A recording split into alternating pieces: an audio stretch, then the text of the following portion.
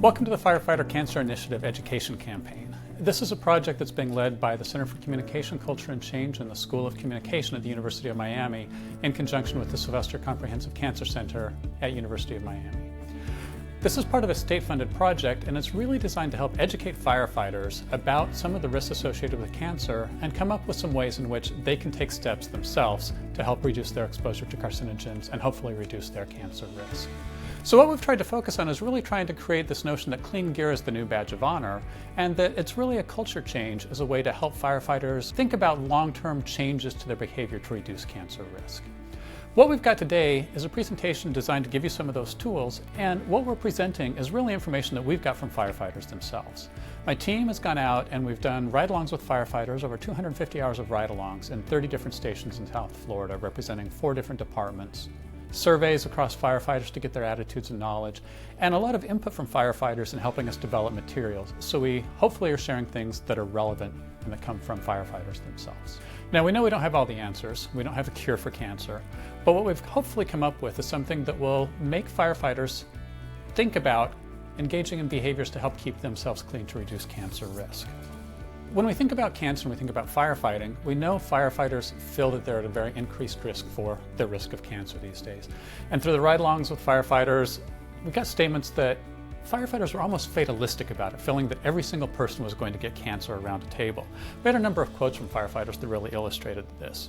For example, we had a number that said something like, we're not going to be able to prevent cancer. It's not a matter of if, it's a matter of when we're going to get it. And I have no doubt that every single person sitting around this table is going to get cancer at some point in time.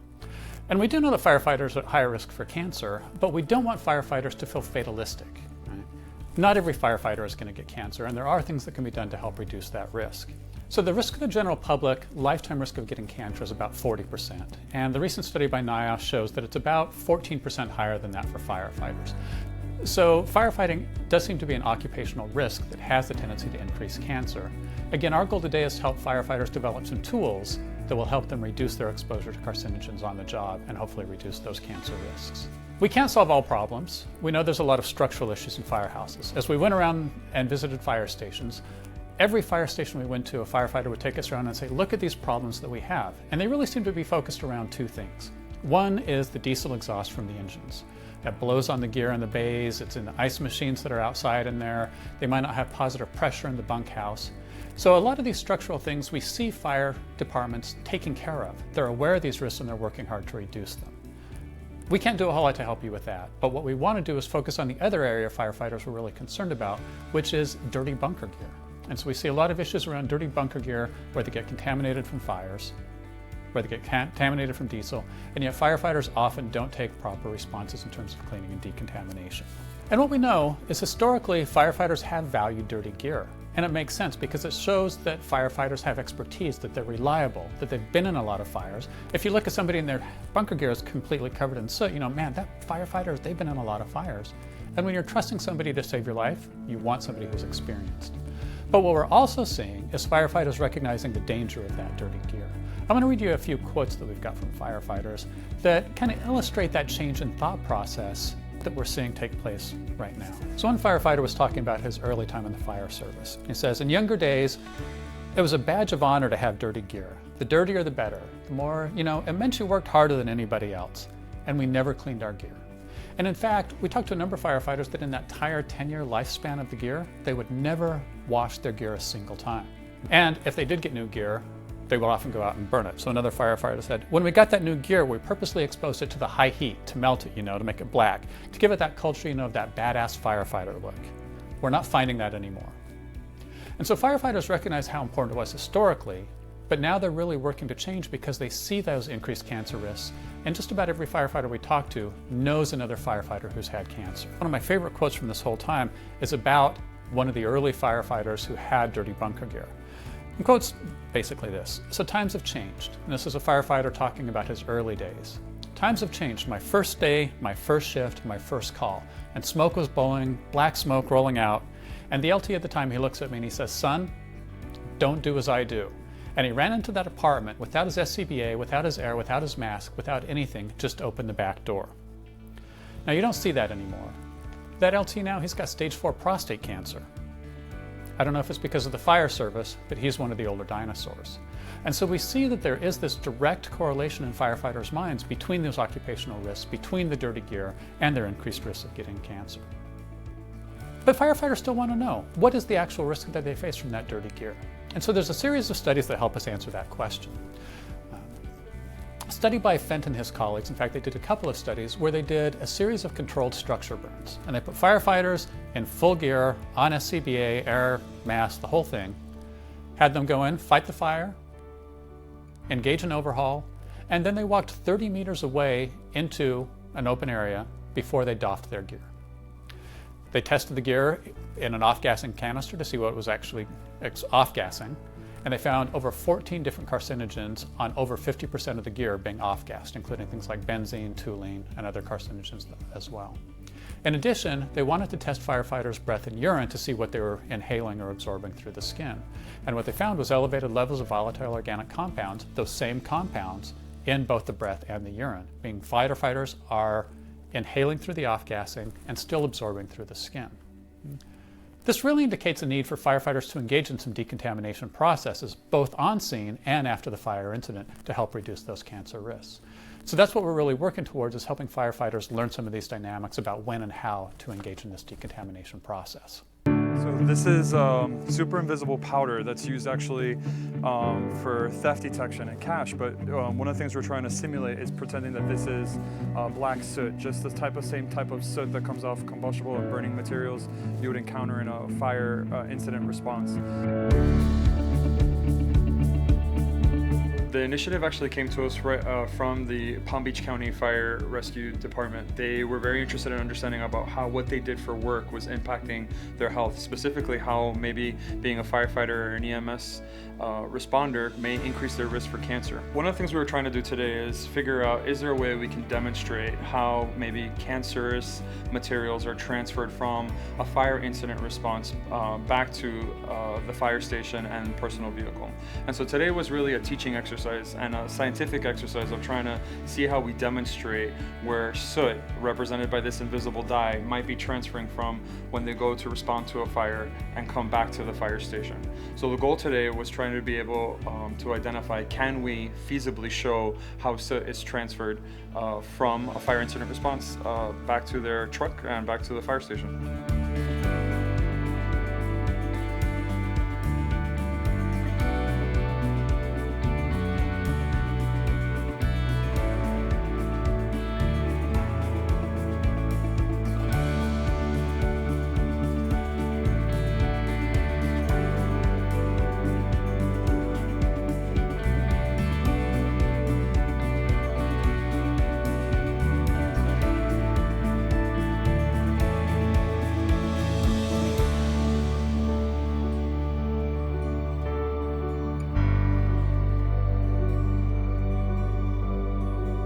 As you start going through the different scenarios of post-decon into the fire engine, back into the bunk, into the restrooms, back here to the coffee table, it starts becoming less visible to the naked eye. But that powder that is invisible over chronic exposure could be potentially causing cellular changes that we just don't know about yet.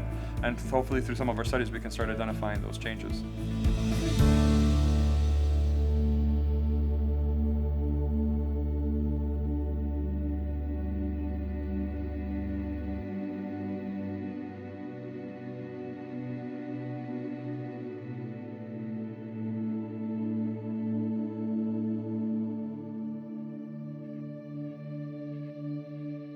It was really an eye-opening experience for us because I anticipated, some demonstration of how much dye would transfer. I didn't realize the breadth and scope of how much dye would spread within the different scenarios that we were shooting in, as well as continue to transfer on after the first fire engine truck. So for me, it was very impressive to see even some of the invisible dye transfer onto the bunks where they're sleeping at night. Even if it's a smaller quantity, you could imagine that low-dose chronic exposure of this dye might be potentially increasing the risk over time. We filmed today in the EMS's personal vehicle, you could easily see even fainter wisps of plume of dye on the ceiling as well as on the seat that were not direct contacts but were physically visible on this, suggesting that the particulate moves around. So you might not visibly see soot, and in this case we got to see a dye, but that could potentially be increasing your cancer risk. The firefighter works as a fomite and is transferring, carcinogen from where their place of work back to their personal home. So we had an opportunity to have a child with us today to be able to demonstrate maybe what happens in passing some of that soot using a soccer ball. So we were able to have a child play with one of the EMS firefighters with that soccer ball, and we were able to see a second-degree transfer of this invisible dye, i.e. the soot, transfer from the EMS to the soccer ball and to the child. One of the activities that I hope arises from this video that we're producing is that firefighters are a little bit more cognizant about how hygiene is a very important aspect, and decontamination is an important aspect of post-incident fire response, because it makes them a little bit more aware of not only of the soot that they bring back into the fire station, but also what they might be taking to their personal homes and sharing with their families through secondary and tertiary contact of this soot on their own person. And I hope that the firefighters see that as a way of creating an opportunity for awareness and discussion of how we improve hygiene and decontamination within the fire service.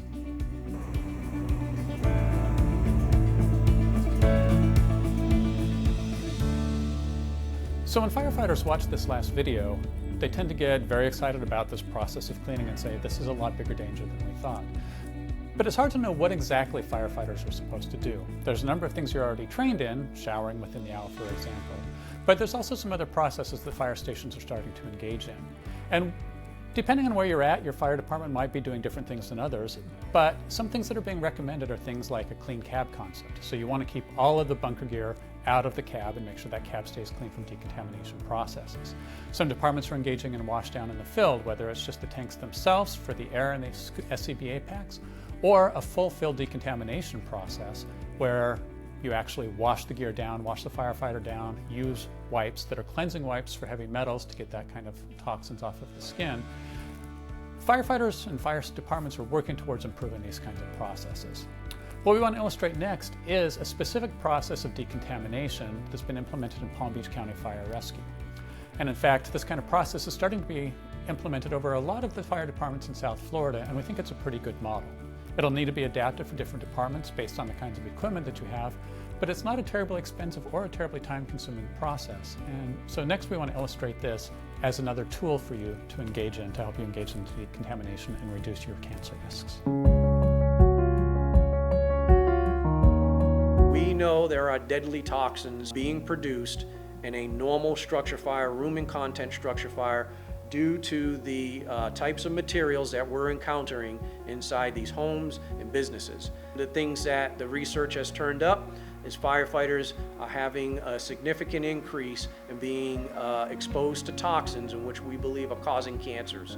And now the cancers that they're getting is almost going to surpass the natural dangers that they have on fighting fires, which is heart attacks has always been the #1 killer of firefighters, and then secondly, traumatic incidents. I think it started in 1950, and then around the 70s, 80s, you started to see a slow increase of rates of death that were linked to cancer, and then in the since 1990 on, it's just been a 1-to-1 ratio, if not even higher amounts of cancer deaths compared to other things. And if we don't do something about it, we're going to have a mass epidemic where this job is going to be, it's already extraordinarily dangerous. We're going to see things that we haven't seen before. Here's what we look like. This was a 70s and an 80s thing. The more blood we had on our gear and our hands and our arms and our faces, that was a badge of courage right there. We know what's inside this blood, okay? We know that we have a lot of biohazards going on inside there. All of these hazards that are in blood, we know what's going on with the smoke and the carcinogens. It's proven scientific fact now that those carbon particles carry carcinogenic materials inside them, and they're being absorbed and inhaled by it. So why would we expose ourselves to something that we do know is going on? Why would we continue to do that? There are two ways that firefighters are being exposed to these carcinogens, and that's through inhalation and absorption. So if we can limit that, the exposures, the inhalation and the absorption, we're going to do ourselves some good, we're going to save your life.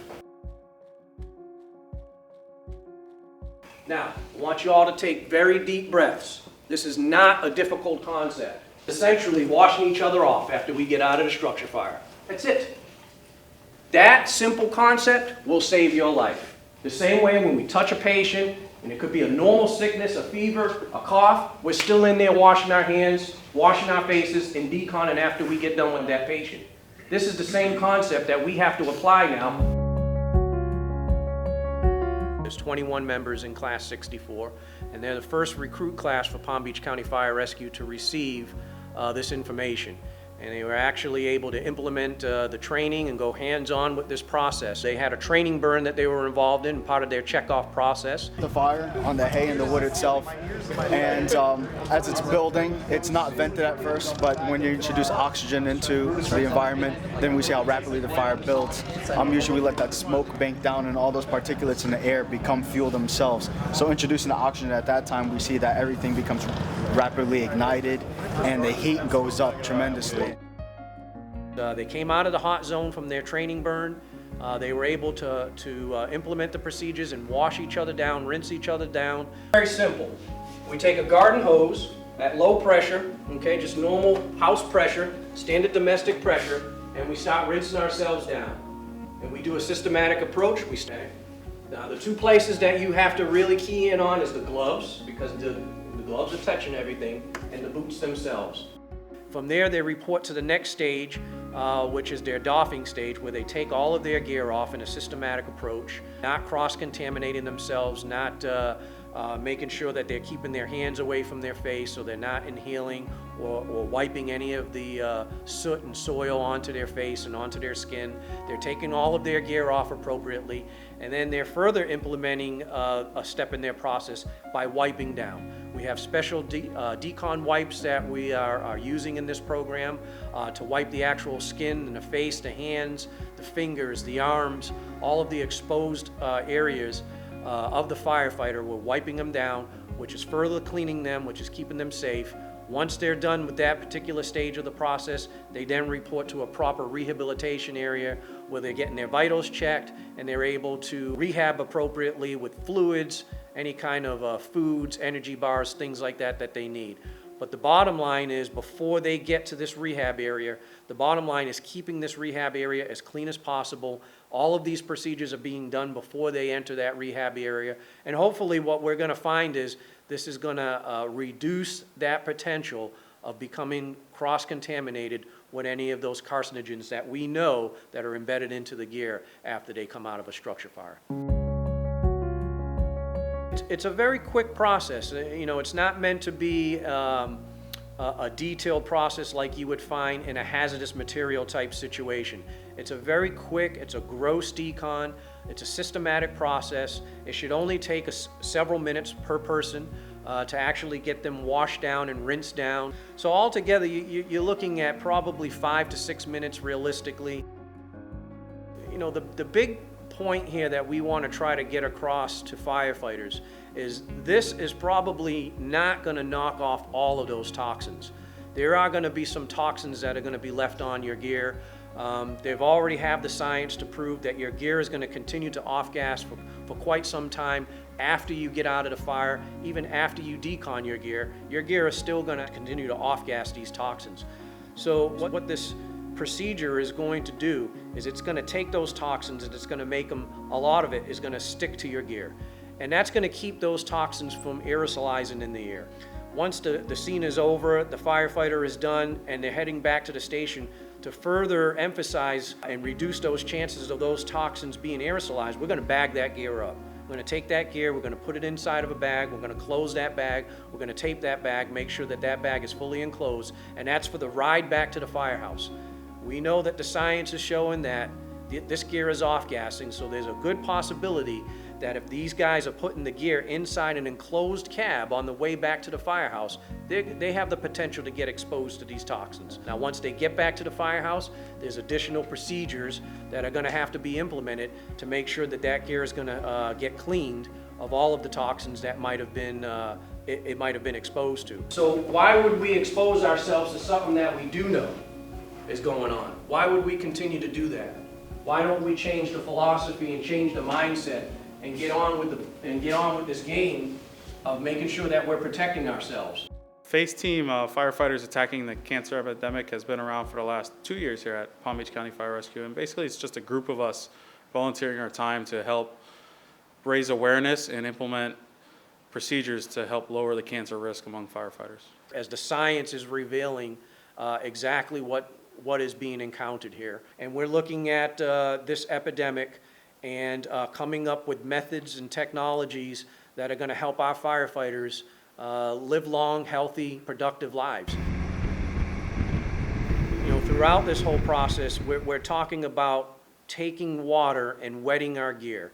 And one of the things that firefighters have always wanted to avoid was the oversaturation or the overwetting of gear. One of the first things firefighters across the nation do once they get done fighting a fire is they're trying to dry out their gear as much as possible.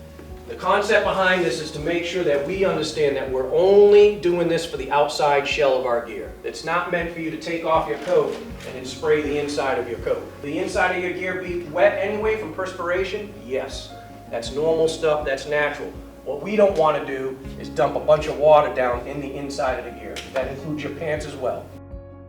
There are other methods and techniques that are out there that are going to be the ultimate answer to this. For instance, a second set of gear. Getting out of that first set of gear, having that first set of gear that we entered the IDLH professionally sent out as soon as we get out of the structure, sent out, cleaned appropriately, and then returned to be brought back in service. And while it's being cleaned, we would have a second set of gear to jump into, effectively keeping that fire company in service at all times. That's the ultimate. There are going to be some naysayers. It's going to happen. The majority of the guys are probably going to be naysayers because we've never seen this before. All right, so like we talked about in fire behavior and Captain Pamplona's class, it's a new culture. We have to change the culture of the fire service, and you guys are going to do that. Really, the mindset began to shift in the late 80s when we began encountering some of these deadly diseases, that we had to do a better job in deconning our emergency personnel. We have to wear gloves first of all and protect ourselves and put that barrier up there. We have to wear our eye protection so that we're not getting splashed in the eye. It's an unknown situation. We don't know what's going on with the patient or what that patient might have. We gotta have the same mindset in the fire service now when it comes to fighting structure fires. We have to do this every single solitary time if we're gonna change the mindset. If it's gonna be like washing our hands after a medical call. That's the concept that we wanna get out there. That's how bad we need to have this done.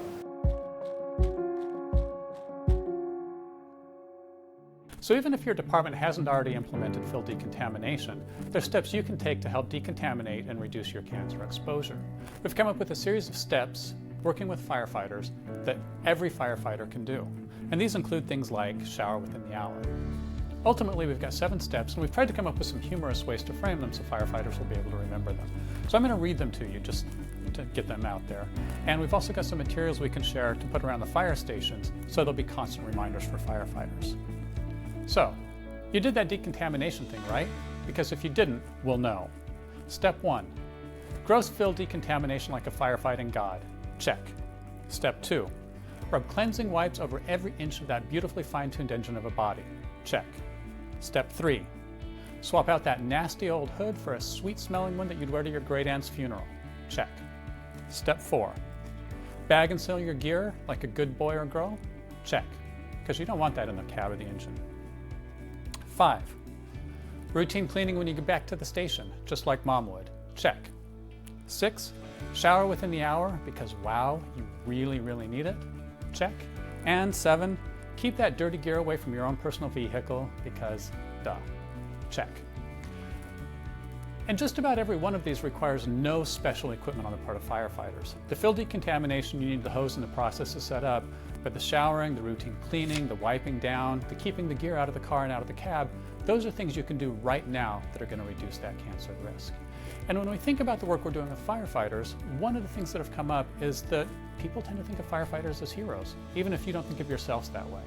And so we really want you to be around for a long time. We want you to reduce that cancer risk so you can do that job you love. Because even though firefighters say they're concerned about cancer, they also say there's no other job they'd rather have. So if we implement these steps, hopefully we can reduce your cancer risk, hopefully you can fight fires for as long as you want and continue to be the heroes that everybody admires.